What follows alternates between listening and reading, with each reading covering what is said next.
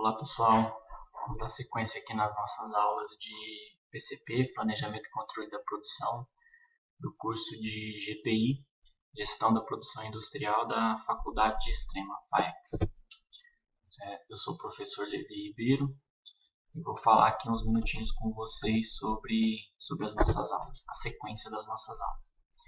Então aqui passando novamente na ABP, que é o plano de ensino aí da FAEX, da aprendizagem baseada em projetos. A gente já está chegando na parte final da segunda fase. As etapas que precisam ser entregues, né, nessa fase estão aqui, que é para compreender e aplicar o conceito de capacidade, que é o que a gente vai ver na aula de hoje. Na aula passada a gente viu sobre o MPS e tem dois artigos, tem um artigo que pode embasar o que vocês têm feito para determinar aí o plano mestre de produção de vocês. E na próxima aula a gente vai ver sobre o balanceamento da produção e depois a programação de produção, que está muito relacionada com o plano mestre até. Para essa aula a gente vai separar algumas atividades que eu vou precisar que vocês me entreguem.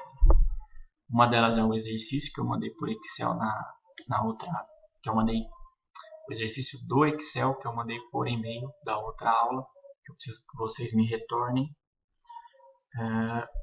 Mais uma atividade é para vocês me dizerem como é que está o projeto, o que vocês têm feito, porque a gente já precisa entregar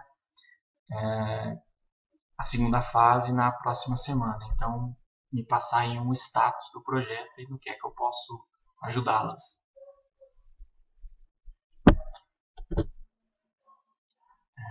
Na última aula a gente viu o MPS, Planejamento da Produção, Plano Mestre da Produção, e fizemos alguns exercícios de MPS.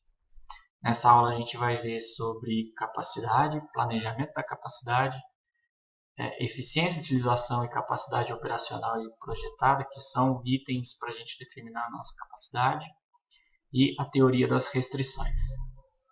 A definição de capacidade é que está sempre relacionada a algo físico, né? Essa é a definição da palavra capacidade. Então, aí no caso do sentido físico, a gente imagina sempre um galpão que tem capacidade de tantos metros quadrados para armazenar tantos pallets, por exemplo. E o volume, né? Esse é o volume de algo. Então, um recipiente consegue armazenar um determinado volume de um determinado produto, de um determinado bem.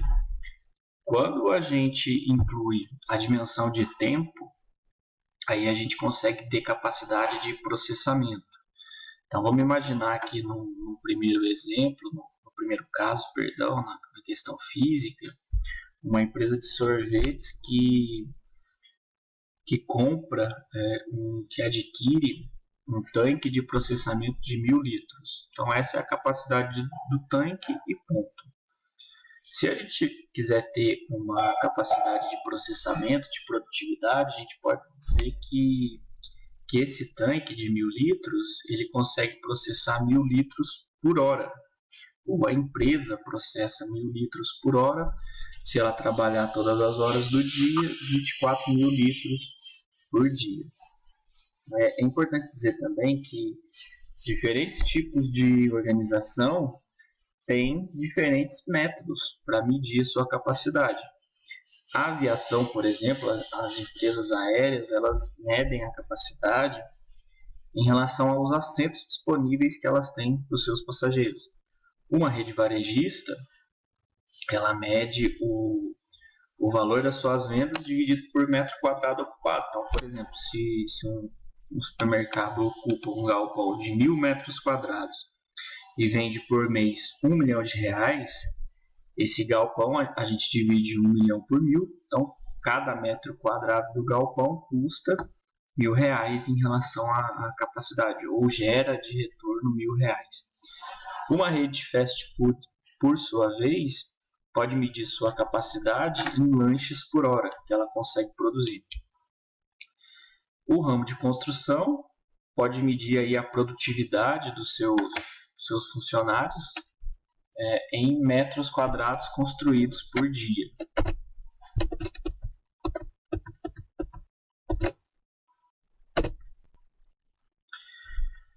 Seguindo, a gente pode dividir a medição de capacidade e dizer que elas estarão sempre ligadas à produção e produtividade, no caso da empresa de sorvete, 24 mil litros por dia, por exemplo, ou quilos, né, de sorvete. Em relação aos insumos, quanto que ela consegue adquirir, consegue pagar, ou quanto que ela tem em estoque, e em relação ao espaço. Um galpão, por exemplo, tem uma capacidade limitada, né? Todos os galpões têm uma capacidade limitada, seja em relação à distribuição física do solo, ou até mesmo o volume, né? E a gente pode falar em 4 itens importantes dentro da definição de capacidade, que é a capacidade operacional, projetada, a utilização e a eficiência. A capacidade operacional é aquilo que a gente faz, é aquilo que de fato é realizado.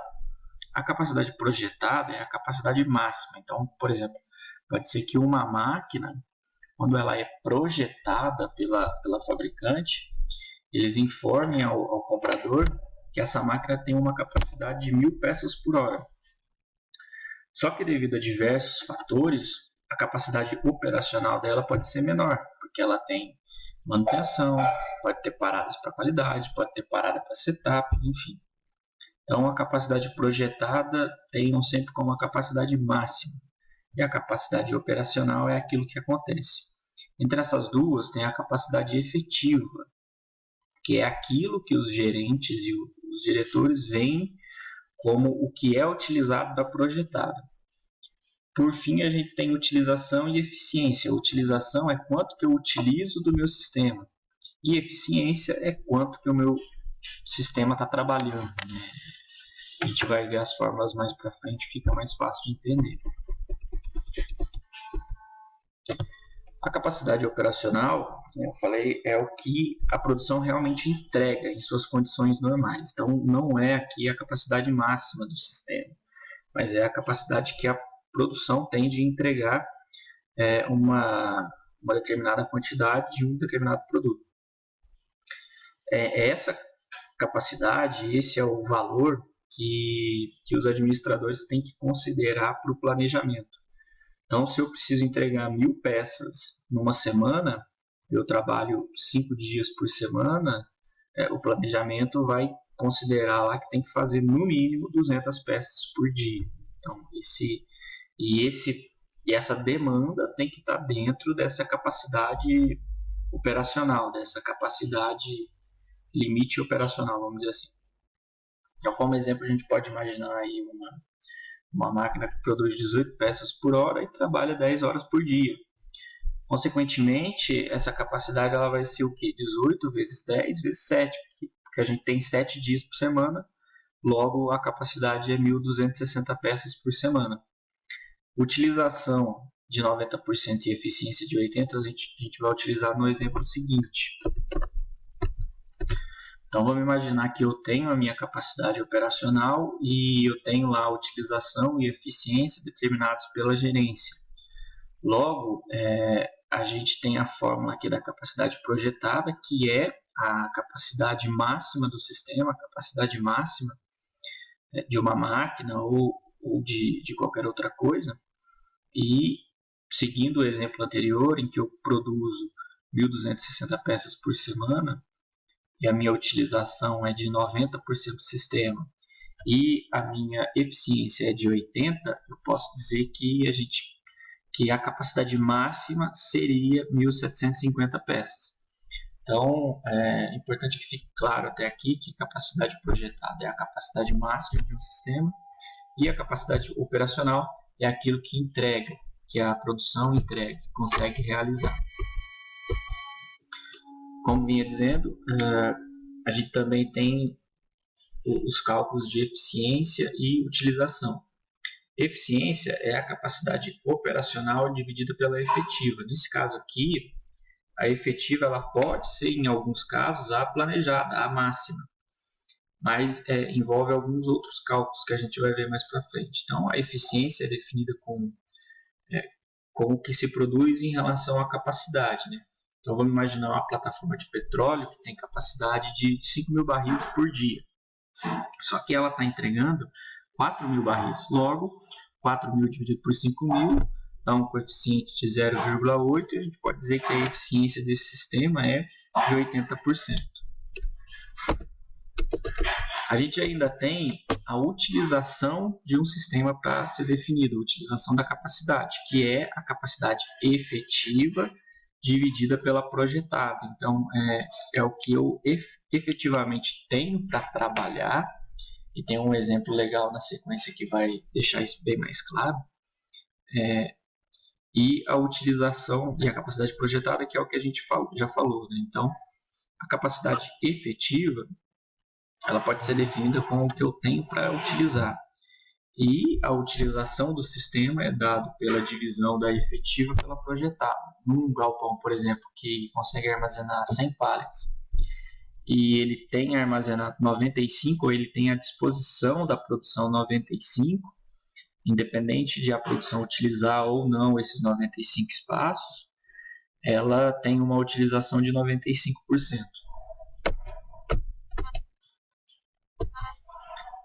Agora a gente já começa a entrar um pouquinho em questão do planejamento da capacidade. Então, segundo os dois autores que a gente utiliza, dois dos vários autores que a gente utiliza para essa disciplina, a capacidade e o planejamento da capacidade, eles atuam e influenciam diversos pontos da empresa. Como, por exemplo, a contabilidade, que prepara custos para possíveis aumentos de capacidade, e isso sempre relacionado com a demanda, né? Se a demanda vai aumentar, eu preciso aumentar a minha capacidade. O RH, ele, em relação à capacidade, ele atua mais no que diz respeito à contratação de pessoas, ou o contrário, que é a demissão de pessoas. Se a minha demanda tende a aumentar, eu preciso contratar. Se a minha demanda tende a diminuir, é possível que eu possa dispensar alguns funcionários. O marketing, aí já é o contrário, né? A capacidade influencia esses dois pontos e o marketing acaba influenciando a capacidade de maneira indireta, visto que o marketing auxilia na previsão da demanda. E a previsão da demanda é a base para determinar a minha capacidade, né? Na maioria dos casos, pelo menos. O planejamento da capacidade também influencia nas operações, porque são as operações, e aqui incluem-se nas operações a própria produção, que seleciona a melhor maneira de aumentar ou diminuir a capacidade, de alterar essa capacidade.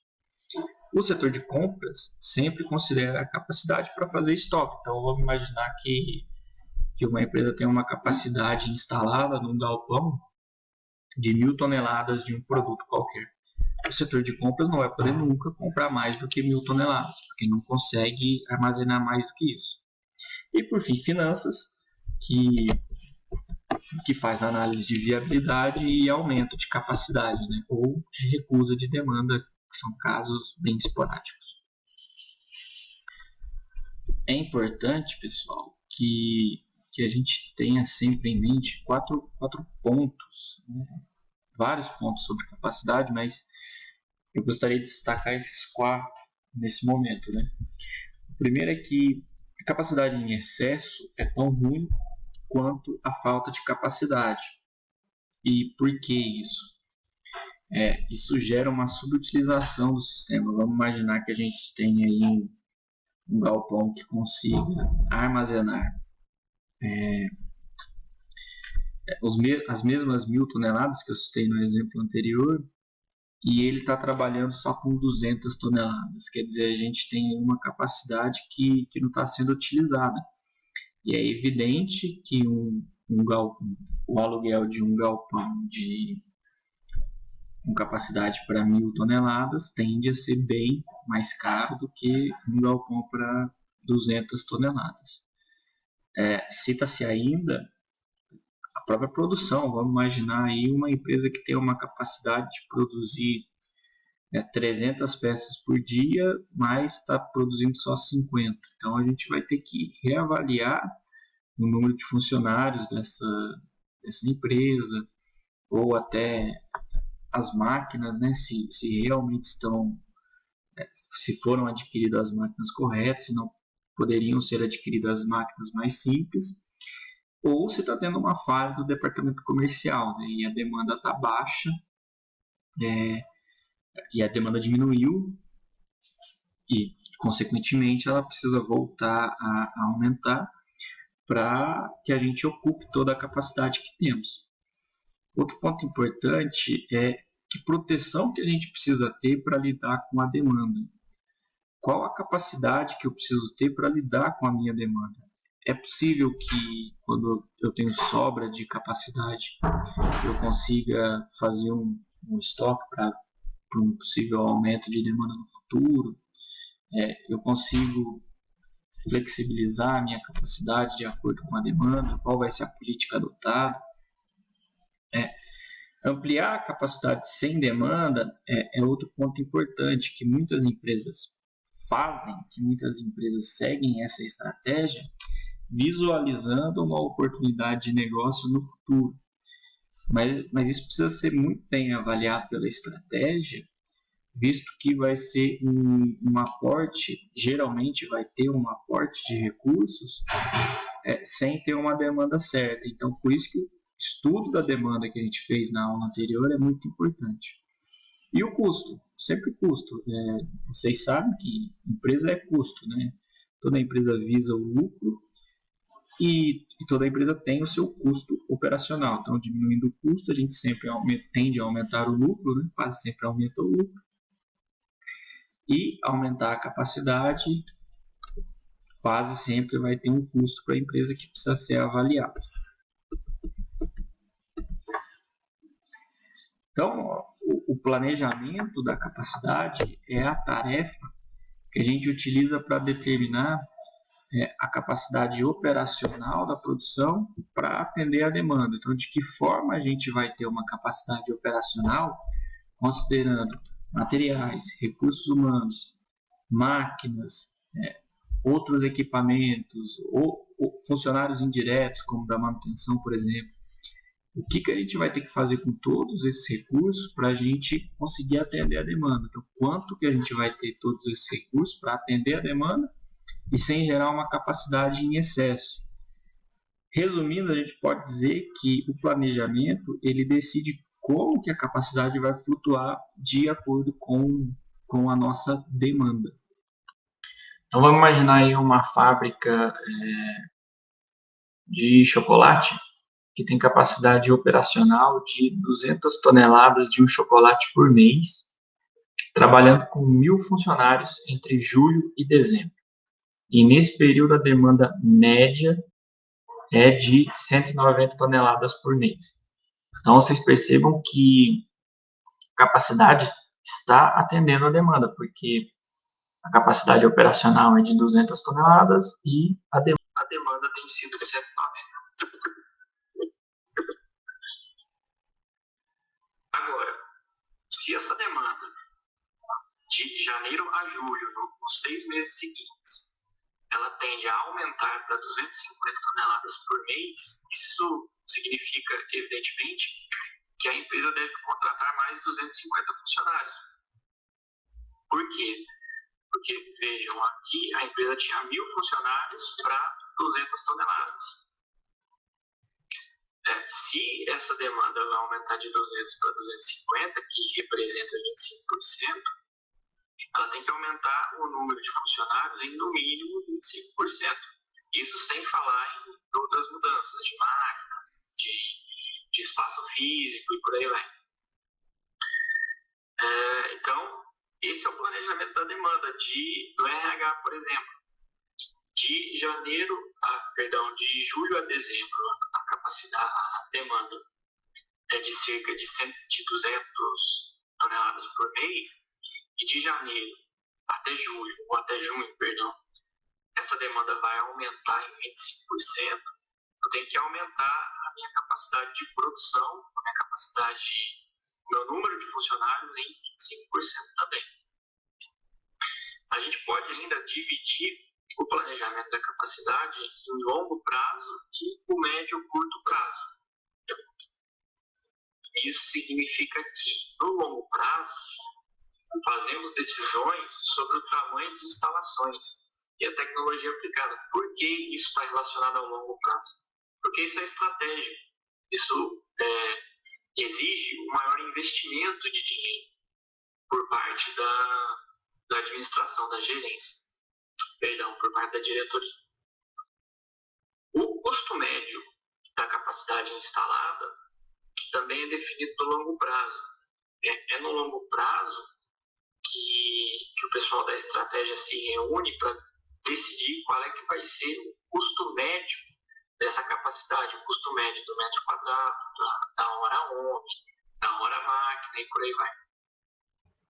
A economia de escala, ela diz respeito a reduzir o custo unitário. Então, vamos imaginar que a gente precise ampliar a capacidade produtiva, a capacidade de espaço, perdão. Então, a gente precisa definir se vai construir uma ou duas fábricas. Ora, o custo unitário para se fazer uma fábrica, mesmo que a gente faça uma fábrica maior, pode ser muito mais barato fazer uma fábrica maior do que fazer duas do mesmo porte. Então, vamos imaginar aí que eu preciso de uma capacidade de 200 pallets, por exemplo. Um galpão para 200 pallets. Eu posso fazer uma fábrica com capacidade para 200 pallets, que isso será muito mais barato do que fazer duas fábricas, porque a gente tem lá o custo fixo dessa fábrica. Então, isso é economia de escala, é reduzir o custo unitário. A vantagem competitiva versus o custo é uma questão de avaliar a capacidade no longo prazo, para ver se compensa fazer um estoque maior do que eu preciso hoje, e isso vai me gerar um ganho competitivo lá na frente. A gente tem ainda, em relação a determinar essa capacidade, falando aí muito de construção, ampliação de fábrica, fatores externos, que são legislação, fornecedor e sindicato. Então, legislação pode ser que ir para um lugar seja melhor do que ir para outro, fazer uma fábrica, perdão. Fornecedor, pode ser que num lugar você está mais perto do seu fornecedor do que em outro. Sindicato, como que é a atuação do sindicato, onde eu vou abrir a minha fábrica, quais são as exigências, o que será. E os fatores internos, que influenciam o longo prazo. O tipo de produto. Se eu vou precisar ter um produto muito específico, que necessita de uma máquina muito grande para fazer esse produto, eu preciso já determinar isso na minha análise de longo prazo, na minha análise estratégica, né? Fazer um galpão maior, por exemplo. O layout também influencia, né? Como eu vou movimentar os materiais dentro da fábrica. E a especificidade de processos, né? Como que é o meu processo, se exige muita tecnologia, ou se é um processo mais simples. E, por fim, a utilização e a eficiência e a capacidade máxima são determinados no longo prazo. Por isso que, geralmente, é um gerente, um diretor que determina a utilização e a eficiência desse sistema, né? A capacidade eficiente e a utilização dessa capacidade. No médio e curto prazo, a gente analisa as demandas. Então, no longo prazo, tem lá uma análise de demanda maior, até uma expectativa de demanda que dificilmente se cumpre. Já no médio de demanda, de 2 a 18 meses. Claro que isso pode variar de acordo com o produto. O médio e o curto prazo consideram o capital de giro, porque é ali que está a operação da empresa. Então, conforme a empresa vai operando, vai se tendo mais noção do que está entrando, do que está saindo em relação ao capital. No médio e no curto prazo, também fica mais claro se a demanda está abaixo da necessidade ou excedente. E excedente a gente tem subutilização do que foi determinado lá no longo prazo.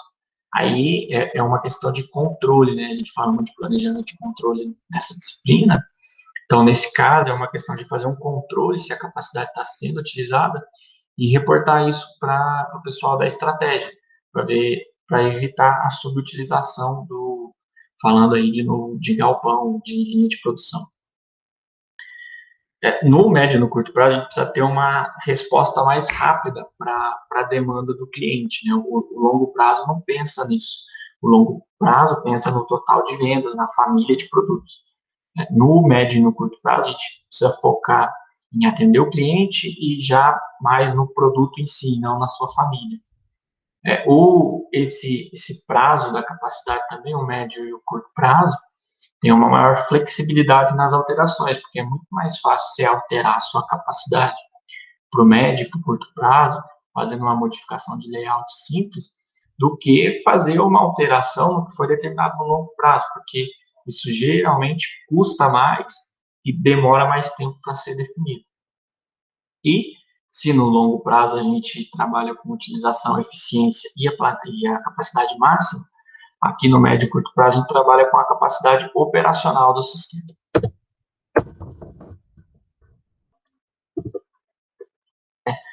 Aqui estão as etapas do controle da capacidade, né? Primeiramente, a gente mede a demanda, aqui falando do curto e médio prazo, tá, pessoal? Então, primeiro a gente mede a demanda e a demanda agregada, né? No caso, o mais número de produtos. A gente identifica a política que a gente vai ter que utilizar para ajustar a capacidade e demanda e a gente escolhe a melhor política, né? Aqui está a variação da demanda e como está a capacidade. Se a gente tem aqui essa previsão de demanda tão alta, e se ela se cumprir, a gente vai ter que, aqui nesse momento, aumentar a capacidade de alguma maneira. Da mesma forma que um pouco antes, a gente tem uma capacidade ociosa, uma subutilização do sistema, subutilização da nossa capacidade, porque a demanda está muito baixa. Então, a etapa 1 ali é medir a demanda no longo prazo e, possivelmente, essa demanda não vai ser constante. Então, é lá no longo prazo a gente determina aí a capacidade agregada e depois a gente precisa fazer um controle no curto prazo para ver se isso realmente aconteceu ou se a gente precisa fazer alguma alteração. Então, demanda a gente já viu nas aulas anteriores, como calcular a demanda, previsão de demanda, perdão. Nas páginas seguintes, a gente vai ver sobre a capacidade, como calcular a capacidade e como alinhar isso à demanda. As etapas 2 e 3 são as políticas de controle de capacidade, de como que a gente vai escolher a melhor política para o nosso sistema. Demanda capacidade, é importante dizer que uma depende da outra, e ambas estão relacionadas com o mix de produtos, ou os produtos dessa empresa, a família de produtos. Por que isso? Porque, de novo, se eu tenho uma capacidade alta, eu não consigo, se eu tenho uma capacidade baixa, eu não consigo fazer com que a minha demanda seja lá em cima, eu não vou conseguir atender essa demanda de jeito nenhum.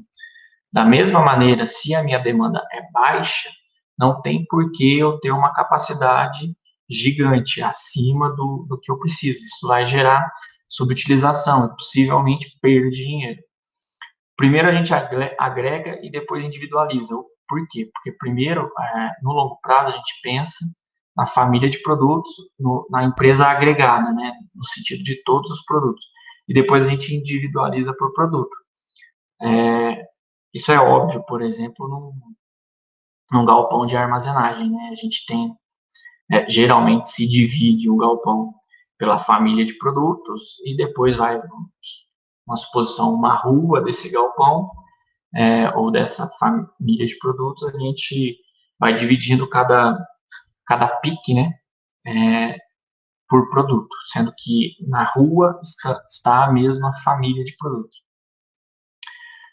A capacidade física nem sempre é facilmente alterada, porque isso exige um custo maior. Porém, a capacidade de recursos e máquinas, elas são menos trabalhosas. Não estou falando que é fácil sair contratando ou comprando máquina, mas isso é mais simples. Por isso que a capacidade de recursos e máquinas são mais controladas do que a capacidade de espaço físico, que exige um maior investimento. E sempre a gente vai considerar a demanda. Nunca se esqueçam que a capacidade está atrelada à demanda. Aqui a gente tem dois exemplos. O primeiro da capacidade influenciando a demanda e depois a demanda influenciando a capacidade. Então, primeiro, vamos imaginar um lava-rápido que consegue lavar 10 carros por dia. E essa é a capacidade. Veja que a gente não está falando de demanda de serviço, a gente está falando que a capacidade física desse lava-rápido e o número de funcionários atende essa quantidade de carros, essa quantidade de clientes, apenas 10 por dia. O dono do estabelecimento, ele vai precisar negar solicitação de serviço, ele vai, se ele tiver mais do que 10 carros, não consegue atender, ele precisa negar o serviço, ele precisa falar para o cliente dele que naquele dia ele não consegue fazer esse serviço porque a capacidade dele é limitada.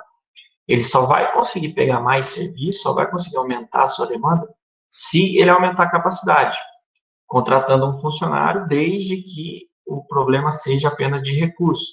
Se o problema for de espaço, ele também não consegue, ele precisa aumentar o espaço para conseguir pegar mais serviço. Por outro lado, vamos imaginar agora a demanda influenciando a capacidade. Então, a empresa de chocolate, ela está visualizando que no próximo ano o preço do cacau vai diminuir, ou seja, ela vai poder comprar mais matéria-prima. E também a empresa teve um aporte financeiro para ser investido em marketing, o que reflete também no aumento do número de vendas. E as análises mínimas, conservadoras, estão dizendo que essa demanda vai aumentar no mínimo 50%. Então, no mínimo 50% da demanda vai aumentar com uma exatidão, uma boa exatidão, vamos dizer assim. A previsão de demanda tem uma boa exatidão para que no próximo ano a demanda vai aumentar em 50%. Dito isso, já existia um plano de expansão das operações e a construção de uma nova planta. Nesse caso aqui, o local não interfere aqui no nosso exemplo. Então, se os pontos acima estiverem corretos e a empresa conseguir aumentar a sua demanda em 50%, é óbvio que a fábrica vai ter que aumentar a sua capacidade em 50%, seja em espaço físico e em produtividade, em produção, em número em quilos de chocolates produzidos. Então, nesse caso, a demanda influencia a capacidade. A demanda vai aumentar, eu tenho que correr para aumentar a minha capacidade.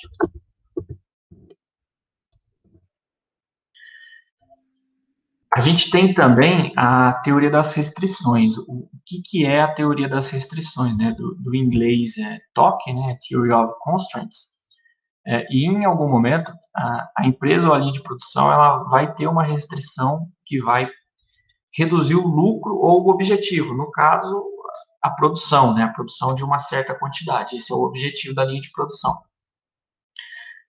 Então, dito isso, que em algum momento vai ter algum problema que vai prejudicar o lucro ou o objetivo, a gente precisa determinar como a gente vai atuar em cima dessa restrição. Seguindo, além da ampliação do espaço físico, o aumento no número de funcionários ou troca de máquinas, a gente pode trabalhar em outro departamento, em outro setor, para tentar aumentar essa capacidade, que é o gargalo. E é aí que a teoria das restrições atua. Então, é o gerenciamento daquilo que está impedindo a maximização da produção. A teoria das restrições ela pode ser usada em vários campos, industriais, né? Tem gente que usa, inclusive, a teoria das restrições na vida pessoal, né? que está travando a minha vida no momento. No nosso trabalho, é evidente que nas nossas aulas a gente vai falar da teoria das restrições, tratando de um gargalo na produção. Então, o foco é o gargalo.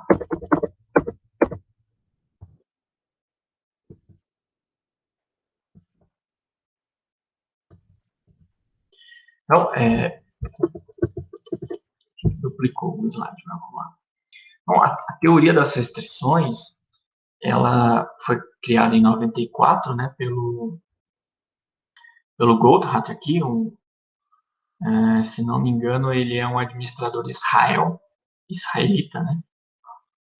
E ele criou a teoria das restrições com o livro A Meta, que depois virou filme. É bem legal, tanto o livro quanto o filme, eu sugiro a leitura a vocês. E a TOC, a teoria das restrições, ela atua em 5 pontos principais, que é identificar a restrição, é ver onde é que está o gargalo, qual é que é o processo mais prejudicado no meu sistema, o que, que trava a minha produção. Depois explora essa restrição em como melhorá-la, como evitar esse problema.